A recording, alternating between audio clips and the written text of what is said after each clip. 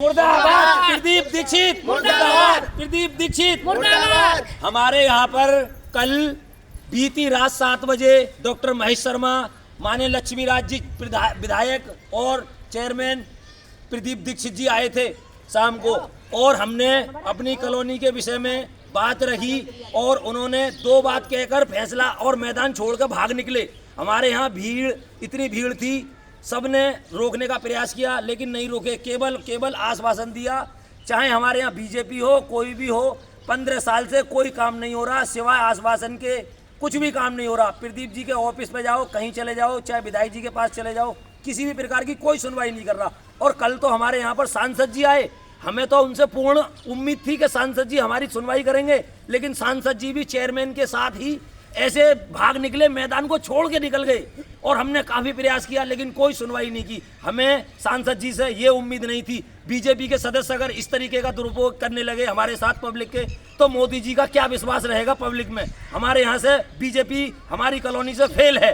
हम 15 साल से बीजेपी पे भरोसा कर रहे हैं, लेकिन बीजेपी के सदस्य भी बिल्कुल बेकार हैं। हमें केवल आश्वासन ही दिया जा रहा है, हमें कुछ नहीं हो रहा हमारे साथ। सांसद जी भी छोड़ के निकल गए, चेयरमैन जी भी छोड़ के निकल गए, विधायक जी भी निकल गए। तो बताओ हम ये गुहार किससे लगाएं।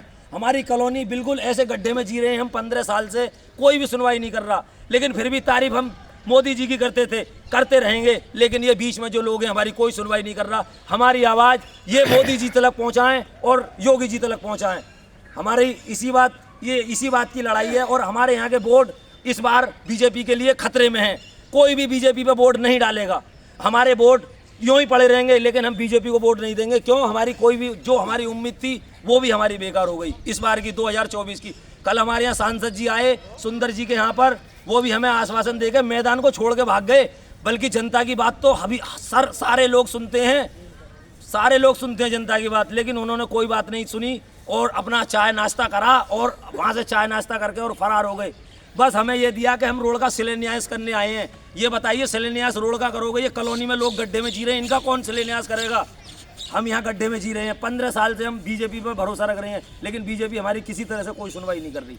यहाँ बरसात होने पे 4-4 फुट का पानी भर जाता है, बच्चे स्कूल भेजते हैं तो रास्ते में गिरते हैं, उल्टे वापस आते हैं सन के। हम बताओ किससे वहाँ लगाएंगे? केवल बाहर का एरिया पब्लिक को दिख रहा है कि बाहर गड्ढे में, लेकिन यहाँ अंदर का कोई नहीं देख रहा।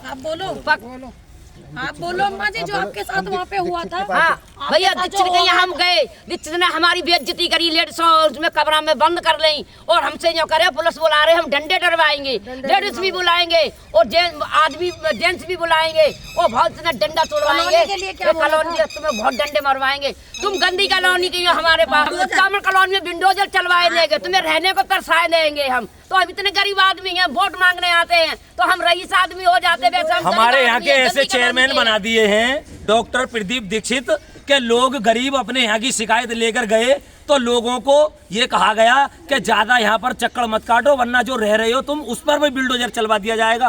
क्या यही बीजेपी का न्याय है? मोदी जी, योगी जी ये कहते हैं कि जी हम सबको आवाज दे रहे हैं, लेकिन उनके कार्यकर्ता यूँ कह रहे हैं कि हम तुम्हारे मकानों पे बिल्डोजर चलवा देंगे। क्या इसी चीज की तारीफ ले रहे हैं योगी मोदी जी? हमसे बताइए। हम यही उम्मीद रखें उनसे कि हमारे जो मकान, हम झोंपड़ियों में या मकानों में रह रहे हैं, तो मोदी योगी जी हमारों पे बिल्डोजर चलवाएंगे।